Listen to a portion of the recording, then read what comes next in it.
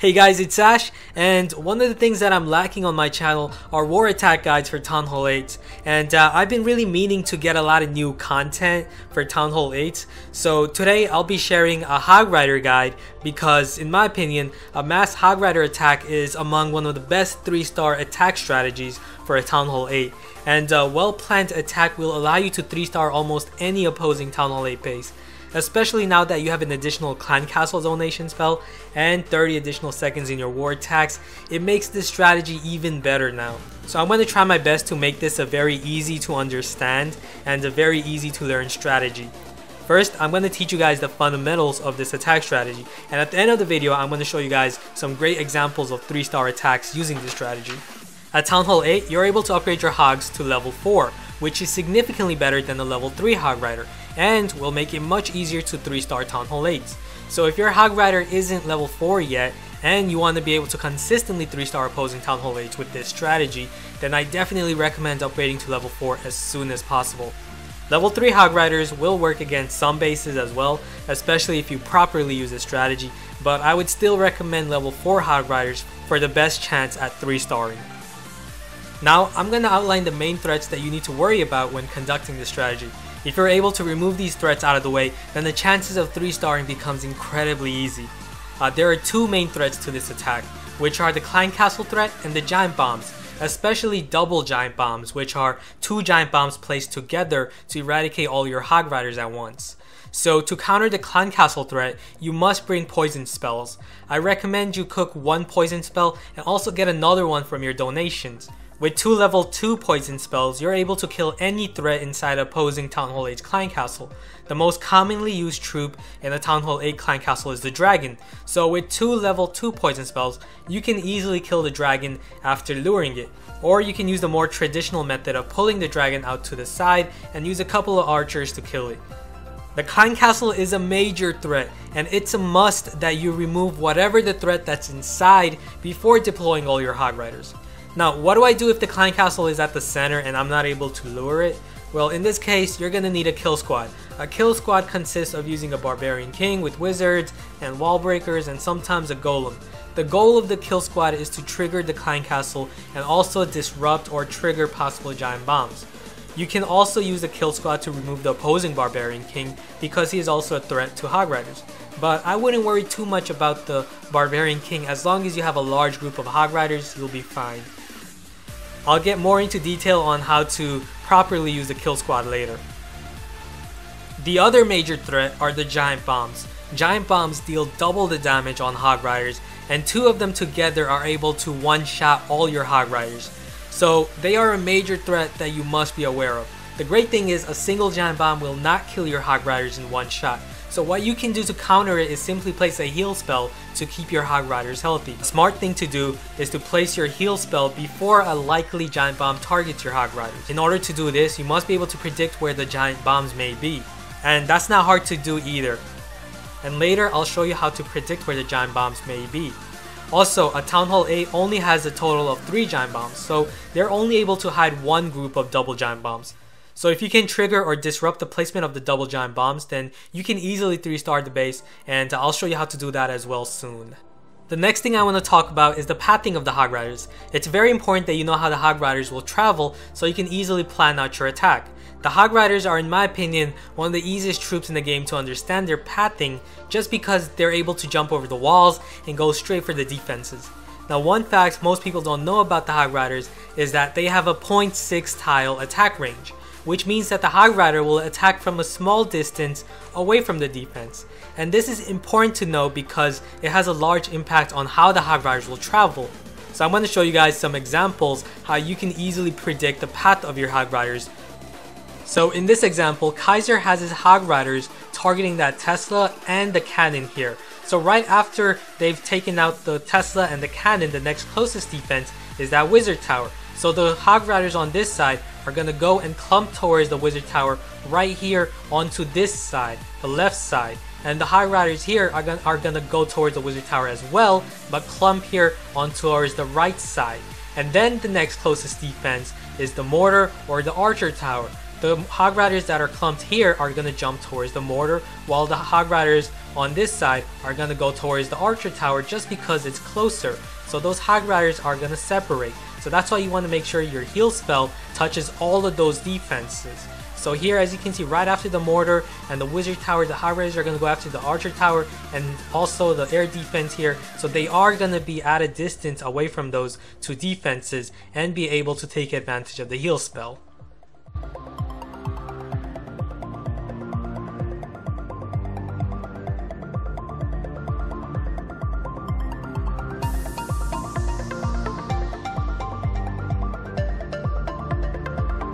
Now here you can see that Bay has his Hog Riders right here, and they're going towards that Archer Tower. And right after they destroy that Archer Tower, they're going to clump up towards that air defense since it's the next closest. However, you're going to have a bunch of Hog Riders here clumped up. So you're going to have some Hog Riders here, surrounding that air defense.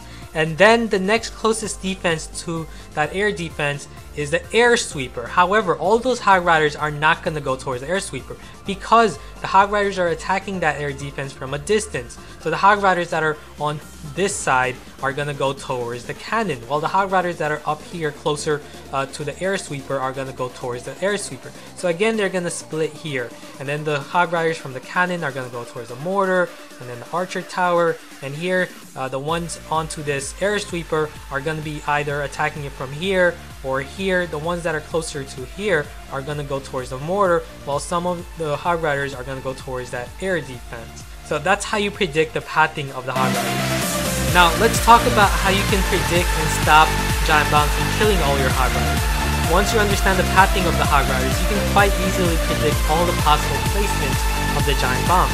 Remember, Giant Bombs occupy a 2x2 tile space, so you should be aware of all possible empty 2x2 spaces inside the base.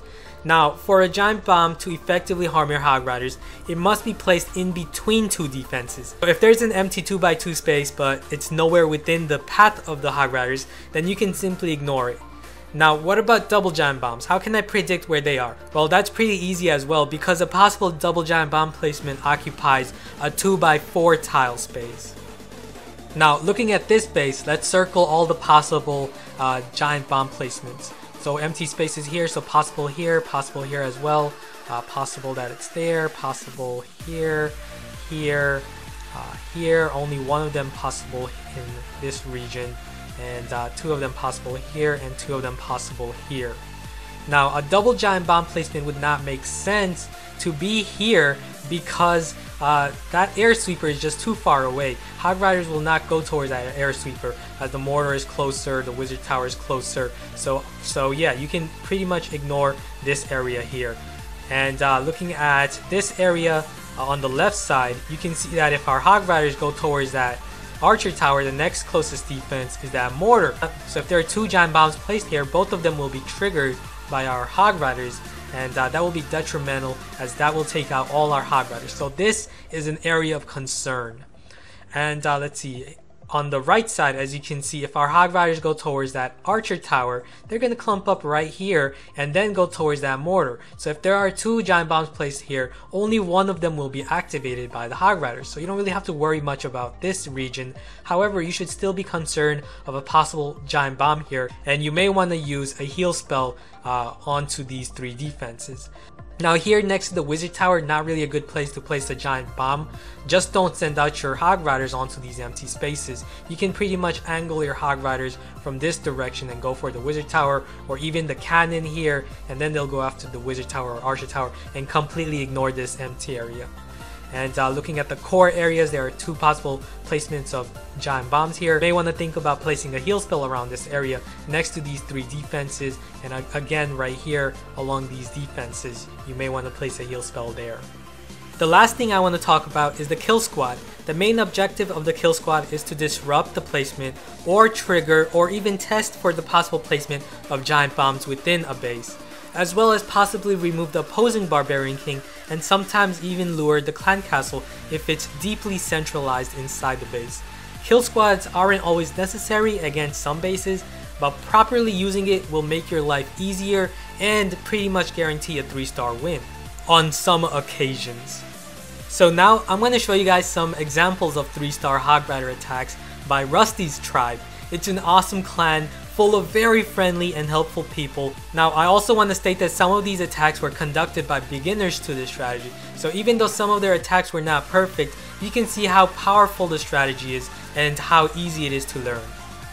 So here we have Kaiser. He's going to send out his Hog Rider first to lure out the clan castle threat, which is holding a dragon and a couple of archers. So all he has to do is place 2 poison spells to remove all of those archers and the dragon. You can simply stack the 2 poison spells and it will be able to remove the dragon. So a major threat is gone. Now he's going to send out his kill squad, which consists of golem, wizards, wall breakers, and his king. So he's going to send out his wall breakers away from the direction of that wizard tower. You don't want to send out your wall breakers towards the wizard tower because of his splash damage. So always send out your wall breakers away from him.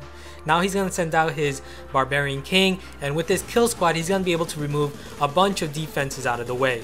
And that's going to make it easier for his Hog Riders. Now he's also going to send out 3 Hog Riders per defense, which is great. However, you do want to have a large group of Hog Riders, so don't only just send out 3 Hog Riders per defense.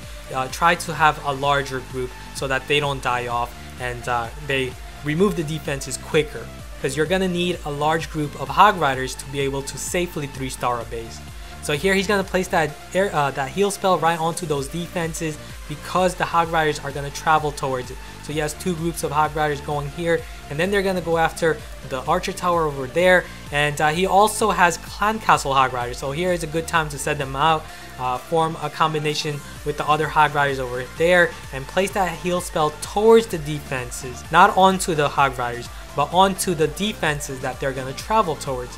So this is going to keep them safe, and the Hog Riders are going to be able to remove the defenses, and he's going to be able to safely clean up the rest of the base with wizards. Always make sure that you're carrying a couple of wizards to clean up at the end.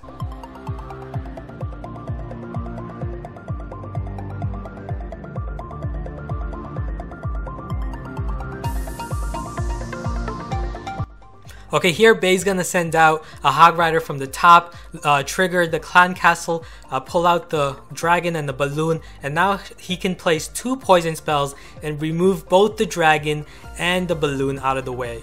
Now with the dragon gone, he is now free to send out his kill squad and his Hog Riders as well. However, he sent out his kill squad on the top left. It would have been much better if he had sent his kill squad out on the top right, because the king is closer there. You want your kill squad to remove that king because the king is a pretty big threat towards the Hog Riders, because the Hog Riders are not going to target the king. So it would have been better to send out your kill squad towards that direction. However, as you can see, even though he hasn't taken out the king, the Hog Riders are still going to be able to overwhelm this base. So here he's going to have a large group of Hog Riders together here, and they're going to travel in a horde, go after all of these defenses, and he's also going to place the heal spell towards the defenses. So that's going to keep all the Hog Riders healthy, and he also still has one more heal spell. It's going to be a piece of cake here. And as you can see also on the top, his kill squad, his golem, is also distracting those archer towers, making it much easier for the Hog Riders to remove those defenses while they are distracted by the golem. It's a very nice use of the kill squad there.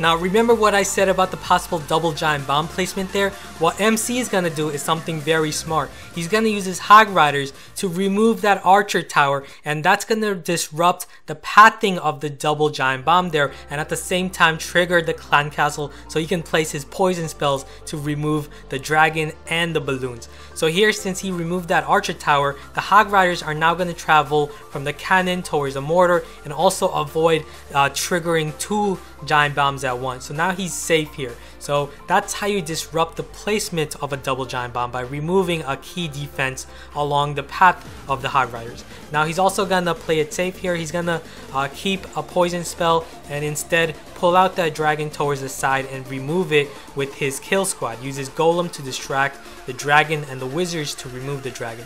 And this is a very good idea to do so because you can save a poison spell and use that poison spell onto the skeleton traps that are going to feed off of your Hog Rider. So that's a very good use of only one poison spell to take out the dragon and save the other one to finish off skeleton traps. So here he's going to send out his kill squad towards that possible giant bomb placement and also remove the king. So great, he's taking out a giant bomb, and now he's going to send out his Hog Riders from the backside here because he's removed that archer tower from that side, so he doesn't have to worry about any possible giant bomb placements there. And now he can also send out that, and now here he can also place that heal spell towards all the clump defenses at the core. So very good deployment. And then he's also going to finish off the other side with his other Hog Riders from his clan castle, level 5 clan castle Hog Riders.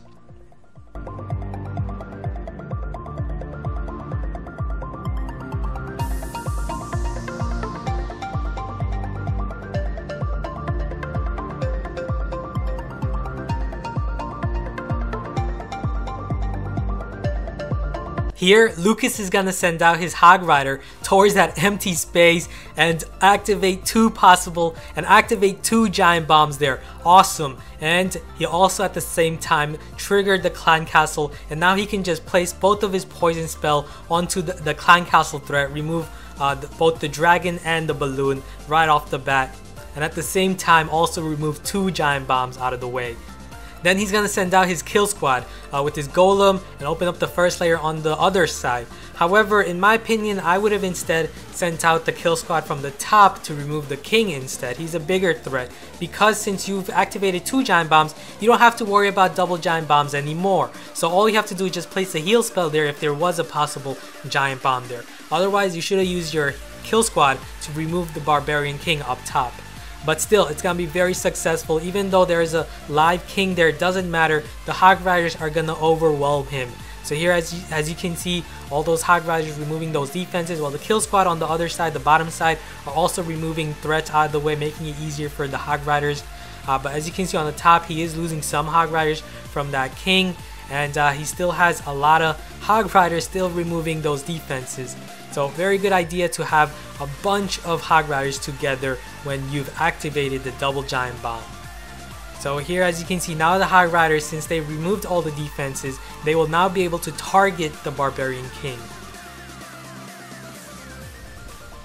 Now, what do I do if the clan castle is at the center and I can't lure it with the Hog Rider? In this case, you can use your kill squad. Send out your golem, use wizards to remove the outside structures, and open up the first layer with wall breakers. And then you can also send out your king and the wizards, and that way you can trigger the clan castle. But here, MC is going to do something very smart. He's going to use the Hog Rider to distract that wizard tower, and that's going to allow his wall breakers to open up both of those layers for his king now. And he has also at the same time triggered the clan castle threat, the two dragons and the balloon, so he can place both of his poison spells here to remove that threat pretty quickly. So hope you guys learned a lot and enjoyed this video. If you did, please support me by giving this video a thumbs up, and also subscribe if you haven't. And I'm going to try my best to have more of these great strategy guides for Town Hall 8. So thanks for watching, and I'll see you guys again soon. Later.